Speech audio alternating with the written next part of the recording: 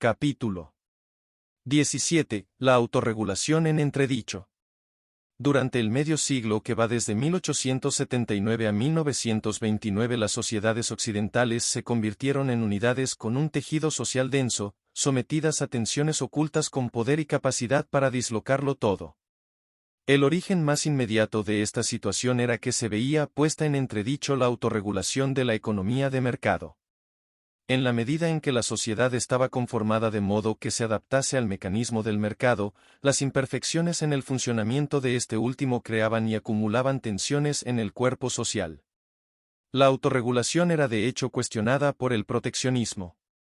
En cierto sentido está claro que los mercados son siempre autorreguladores, puesto que tienden a producir un precio que permite vender y se adapta a la demanda. Por lo demás, esto sucede con todos los mercados, sean libres o no.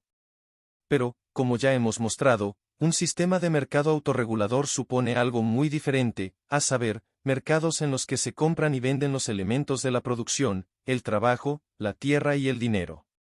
Como el funcionamiento de esos mercados amenaza con destruir la sociedad, la comunidad, una acción de autodefensa ha pretendido justamente impedir que se estableciesen, una vez establecidos, intervenir en su libre funcionamiento. Los partidarios de la economía liberal han presentado a América como prueba concluyente de la capacidad de una economía de mercado para funcionar.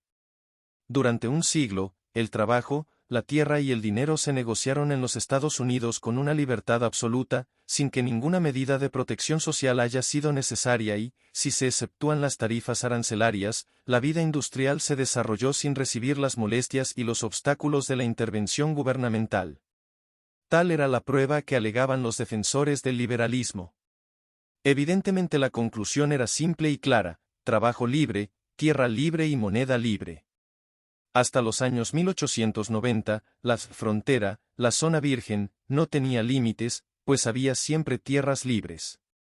Hasta la Gran Guerra las reservas de mano de obra poco cualificada circularon libremente, y hasta principios de este siglo no existían compromisos para mantener la estabilidad de los cambios con el extranjero.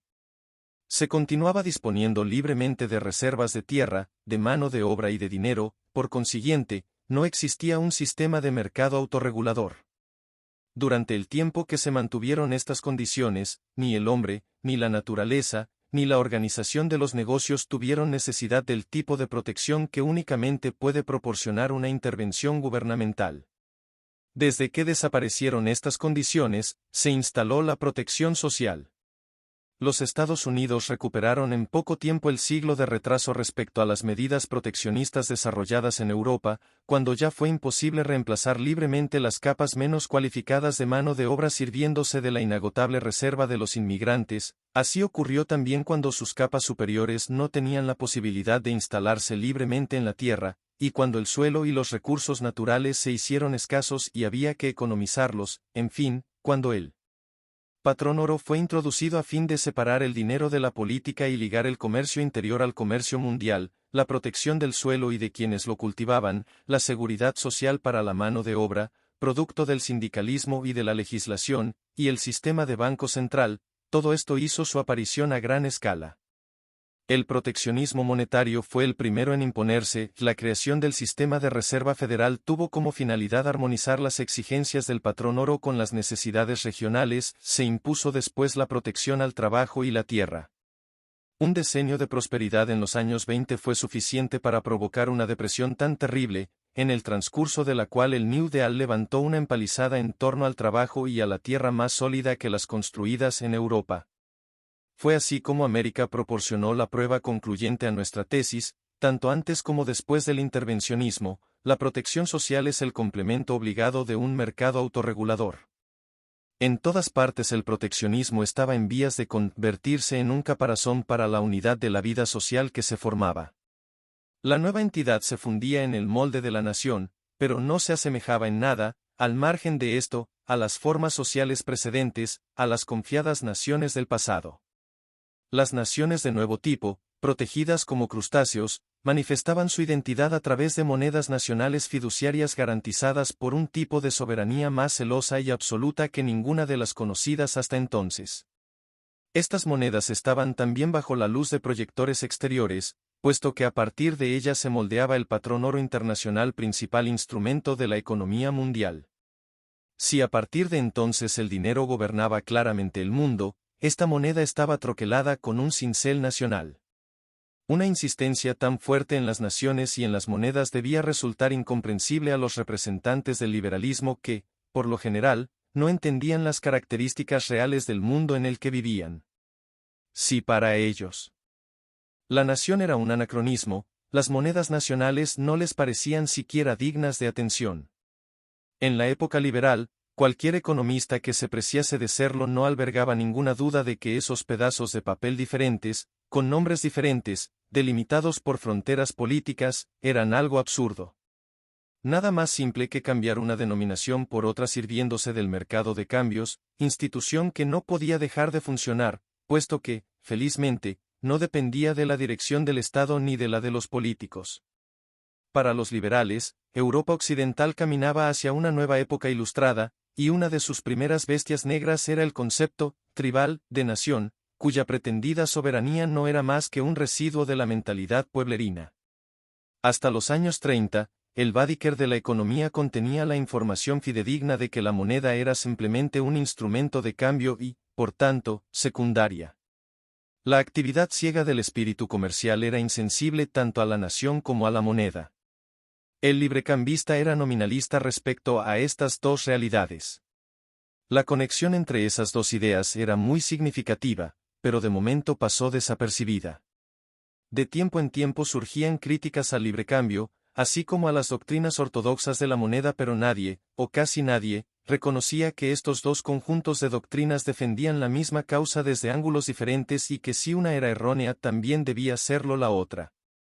William Cunningham o Adolf Wagner pusieron de relieve los aspectos falaces del librecambio cosmopolita, pero sin ligarlos a la moneda. Por otra parte, MacLeod o Gesell atacaron a las teorías clásicas de la moneda, a la vez que se adherían a un sistema comercial cosmopolita. La importancia constitutiva de la moneda para consolidar la nación, comunidad económica y política de la época, también pasó totalmente desapercibida a los autores liberales ilustrados, al igual que les ocurrió a sus predecesores del siglo XVIII con la historia.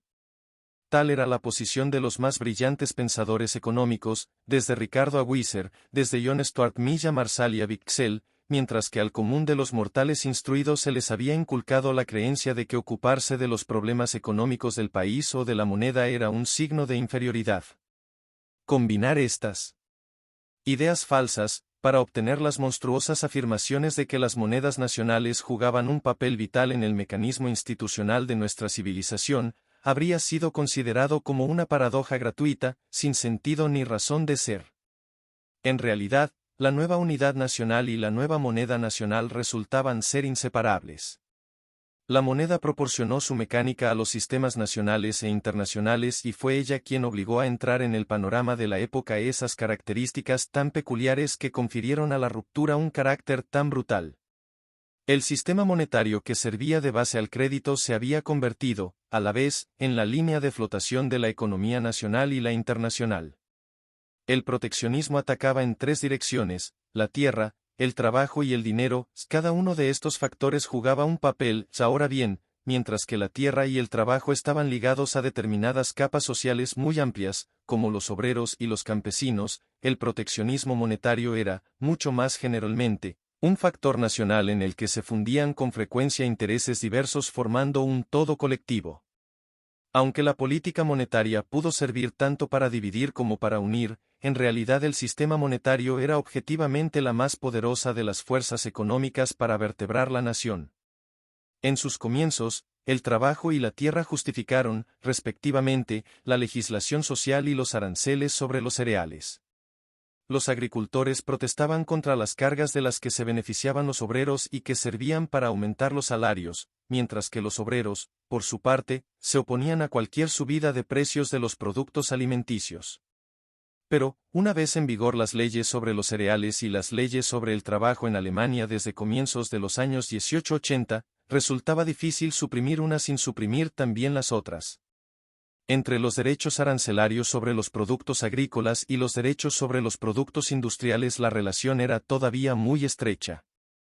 desde que Bismarck había popularizado la idea de un proteccionismo general menos 1879, la alianza política entre los propietarios agrícolas y los industriales había sido una de las características de la política alemana. Para obtener beneficios privados de estas protecciones arancelarias se utilizaban tanto métodos perfeccionados en materia arancelaria como formación de cárteles. El proteccionismo interno y externo, social y nacional, tendían a confundirse. La subida del coste de la vida, derivado de la aplicación de las leyes sobre los cereales, incitaba al manufacturero a exigir derechos arancelarios de protección que casi nunca dejaba de utilizar como instrumento de la política de cartel. Los sindicatos, naturalmente, insistían en obtener salarios más elevados para compensar así el incremento del coste de la vida, y no podían casi protestar contra tarifas aduaneras que le permitían al patrón hacer frente a una hoja salarial inflada. Pero, una vez que las cuentas de la legislación social, basadas en un nivel de los salarios condicionado por las tarifas aduaneras, quedaron fijadas, ya no se podía esperar razonablemente de los patronos que soportasen la carga de esta legislación, a menos que ellos también contasen con una protección continua. Tal es pues la frágil base sobre la que se apoya la acusación de conspiración colectivista considerada responsable del movimiento proteccionista. En realidad, en este tipo de razonamiento se confunde el efecto con la causa. En sus comienzos el movimiento era espontáneo y disperso, pero, una vez que se inició, necesariamente tenía que conducir a crear intereses paralelos tendentes a perpetuarse. Más importancia que estas semejanzas de intereses tuvo el reparto uniforme de las condiciones reales creadas por los efectos combinados de estas medidas. Aunque la vida era diferente en los distintos países, como lo había sido hasta entonces, ahora se podía hacer remontar la disparidad a actos precisos de intervención protectora, actos legislativos y administrativos, ya que las condiciones de la producción y del trabajo dependían a partir de ahora, en lo esencial, de los derechos arancelarios, de los impuestos y de las leyes sociales. Incluso antes de que los Estados Unidos y Gran Bretaña restringiesen la inmigración, el número de inmigrantes que abandonaron el Reino Unido había mermado, pese a un elevado paro, y esto se debía, según el parecer más extendido, a que el clima general de la madre patria había mejorado enormemente. Los derechos de aduana y las leyes sociales produjeron, sin embargo, un clima artificial, y la política monetaria creó el equivalente a verdaderas condiciones atmosféricas artificiales, al variar constantemente y afectar a cada uno de los miembros de la comunidad en sus intereses más cercanos. El poder de integración de la política monetaria ha superado con mucho todos los otros tipos de proteccionismo que contaban con un aparato lento y pesado, ya que la protección monetaria ejercía una influencia siempre activa y siempre cambiante. El objeto de reflexión del hombre de negocios, del obrero sindicado, del ama de casa, lo que decidían en su fuero interno al preguntarse si el momento era favorable, el agricultor cuando hacía sus planes para la recolección, los padres cuando se preguntaban por las posibilidades de sus hijos, los enamorados cuando querían casarse, era definido de una forma mucho más directa por la política monetaria del Banco Central que por cualquier otro factor aislado. Y, si esto era cierto incluso con una moneda estable, debía serlo mucho más cuando la moneda era inestable y era preciso adoptar la decisión fatal de una inflación o de una deflación. La identidad de la nación políticamente era establecida por el gobierno, económicamente correspondía al Banco Central. El sistema monetario, desde el punto de vista internacional, adquiría todavía una mayor importancia, si eso fuese posible. La libertad del dinero era, paradójicamente, el resultado de restricciones al comercio, ya que, cuanto mayores eran los obstáculos para la circulación de bienes y de hombres a través de las fronteras, más necesidad había de garantizar eficazmente la libertad de los pagos. El dinero a corto plazo se desplazaba con rapidez de un punto a otro del globo. Las modalidades de pago internacionales entre gobiernos y entre sociedades privadas o individuos estaban reglamentadas de forma uniforme. Rechazar deudas extranjeras e intentar traficar con las garantías presupuestarias era considerado un delito, incluso si se trataba de estados atrasados, que se castigaba con el exilio. Se arrojaban a las tinieblas exteriores a aquellos que no eran dignos de crédito. Se instauraron en todas partes instituciones parecidas para resolver las cuestiones relacionadas con el sistema monetario mundial, cuerpos representativos, constituciones escritas definiendo su jurisdicción y reglamentando el establecimiento de presupuestos, la promulgación de leyes, la ratificación de tratados, los métodos para contraer obligaciones financieras, las reglas de contabilidad pública, los derechos de los extranjeros, la jurisdicción de las cotizaciones, la domiciliación de las letras de cambio y, en consecuencia, el estatuto de la banca de emisión, de los tenedores de bonos extranjeros y de los acreedores de todo tipo. Todo esto suponía un convenio en el uso de los billetes de banco y de la moneda, los reglamentos postales y los métodos de bolsa y banca. Ningún gobierno, si se exceptúan quizás a los más poderosos, podía permitirse transgredir los tabúes monetarios. La moneda, en el orden internacional, era el país, y ningún país podía existir, incluso por poco tiempo, al margen del sistema internacional. El dinero, al contrario que los hombres y los bienes, no estaba obstaculizado por ninguna medida y continuaba desarrollando su capacidad para realizar negocios fuese cual fuese la distancia y el momento. Cuanto más difícil parecía poder desplazar los objetos reales, más fácil resultaba transmitir derechos sobre ellos. Mientras que el comercio de los bienes y de los servicios se contraía y su balanza oscilaba de manera precaria, la balanza de pagos mantenía casi automáticamente su liquidez con la ayuda de préstamos a corto plazo, que jalonaban la tierra entera, y con operaciones de consolidación que solo registraban una pequeña parte de las transacciones visibles. Los pagos, las deudas y los derechos no se veían afectados por las barreras cada vez más altas construidas para regular los intercambios de bienes, la flexibilidad y la generalización del mecanismo monetario internacional, en rápido crecimiento, compensaba en cierto modo los canales cada vez más estrechos por los que circulaba el comercio mundial. Cuando el comercio, a comienzos de los años 30, fue reducido a su mínima expresión, los préstamos internacionales a corto plazo conocieron un grado insólito de movilidad. Y, mientras funcionó el mecanismo de los movimientos internacionales de capitales y de créditos a corto plazo, ningún desequilibrio del comercio real fue demasiado grande para no poder ser superado mediante métodos contables. La dislocación social se evitó gracias a los movimientos de crédito, con medios financieros se puso remedio al desequilibrio económico. En último término, lo que forzó la intervención política fue la comprometida situación de la autorregulación del mercado. Cuando el ciclo de los negocios dejó de funcionar y el empleo descendió, cuando las importaciones estaban descompensadas en relación a las exportaciones, cuando la reglamentación de las reservas bancarias amenazaba con provocar el pánico en los negocios y los deudores extranjeros se negaron a pagar, entonces los gobiernos tuvieron que responder a esta tensión. La vía de la intervención sirvió para consolidar la unidad de la sociedad en aquellas graves circunstancias. ¿Hasta qué punto el Estado fue el responsable de la intervención? Eso dependió de cómo estaba constituida la esfera política y del grado de miseria económica. Mientras el derecho de voto constituyó el privilegio de unos pocos que ejercían una influencia política, el intervencionismo resultó ser un problema mucho menos urgente que cuando el sufragio universal convirtió al Estado en el órgano de millones de ciudadanos gobernados. Fueron esos mismos gobernantes quienes tuvieron que soportar con amargura, en el ámbito económico, el peso que sobre ellos hacían recaer los gobernados. Mientras existía empleo suficiente, las rentas estaban aseguradas, la producción era continua y se podía contar con un nivel de vida y con precios estables, la presión intervencionista era entonces, por supuesto, mucho menor que cuando un marasmo prolongado transformó la industria en un campo de ruinas en donde yacían inertes máquinas inutilizadas y esfuerzos frustrados.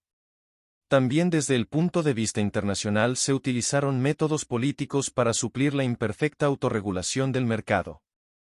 La teoría ricardiana del mercado y de la moneda presumía de no reconocer la diferencia de estatuto existente entre los diversos países, según sus diferentes capacidades de producción de riqueza, sus posibilidades de exportación, su experiencia en el comercio, el transporte y la banca. Para la teoría liberal, Gran Bretaña era simplemente un átomo entre otros muchos en el universo del comercio y estaba a igual nivel que Dinamarca o Guatemala. En realidad, el mundo contaba únicamente con un número limitado de países, divididos en países que prestaban dinero y países deudores, países exportadores y países semiautárquicos, países con exportaciones variadas y países que dependían, para sus importaciones y préstamos extranjeros, de la venta de una mercancía única, como el trigo o el café. La teoría podía ignorar este tipo de diferencias, pero, en la práctica, no podían ser descuidadas del mismo modo. Sucedió con frecuencia que los países de ultramar fueron incapaces de pagar sus deudas extranjeras, o que su moneda se depreciaba quedando su solvencia en entredicho. Muchas veces se decidió restablecer el equilibrio por medios políticos, interviniendo las propiedades de inversores extranjeros. En ninguno de esos casos se podía esperar que la economía se sanearía por sí misma, y, sin embargo, según la doctrina clásica, las cosas debían seguir sus propios derroteros, se caminaba irremediablemente hacia la devolución del crédito, la recuperación de la moneda y la devolución al extranjero de las pérdidas ocasionadas. Pero, para que las cosas hubiesen sucedido así, habría sido preciso al menos la participación casi equitativa de los países afectados en un sistema mundial de división del trabajo, cosa que evidentemente no ocurría. Era inútil esperar que de repente el país cuya moneda se había desplomado incrementase automáticamente sus exportaciones y restableciese así su balanza de pagos, o que su necesidad de capitales extranjeros le obligase a indemnizar al extranjero y a retomar el servicio de su deuda. Ventas aún más importantes de café o de nitratos, por ejemplo, podían desfondar el mercado y el negarse a pagar una deuda extranjera con intereses usurarios podía parecer preferible a una depreciación de la moneda nacional. El mecanismo del mercado mundial no podía permitirse correr ese riesgo. Más bien se enviaban cañoneras, y el gobierno en bancarrota, fraudulenta o no, se encontraba ante la alternativa de ver bombardeado su país o de pagar sus deudas. No se disponía de ningún otro método para asegurar los pagos, para evitar fuertes pérdidas y hacer que el sistema siguiese funcionando. Prácticas similares se utilizaban para incitar a los pueblos colonizados a reconocer las ventajas del comercio, cuando los indígenas no percibían con suficiente rapidez, o no lo hacían en absoluto, el argumento teóricamente infalible de las ventajas mutuas. Resultaba todavía más evidente que se necesitaban métodos intervencionistas si la región en cuestión era rica en materias primas necesarias para las manufacturas europeas. Ninguna armonía preestablecida aseguraba, sin embargo, que existiese entre los indígenas una necesidad irresistible de productos manufacturados europeos, pues sus deseos naturales habían seguido hasta entonces una dirección muy distinta. Ninguna de esas dificultades iba a salir a la luz en un sistema pretendidamente autorregulador. Pero, cada vez con más frecuencia, las devoluciones de los préstamos se hacían bajo la amenaza de una intervención armada, las rutas comerciales permanecían expeditas con la ayuda de las cañoneras, el comercio dependía de las banderas y éstas se adaptaban a las necesidades de los estados invasores. Resultaba, pues, evidente que era preciso emplear instrumentos políticos para mantener en equilibrio la economía mundial.